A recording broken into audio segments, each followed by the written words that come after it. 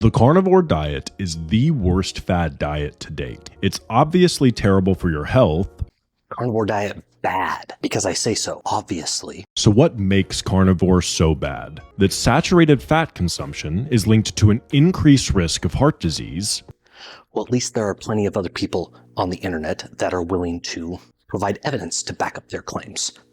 We also have mountains of evidence to show that saturated fat raises your LDL or bad cholesterol. Nothing like correlating A to B and B to C and then trying to show that A causes C. But let's look at this study.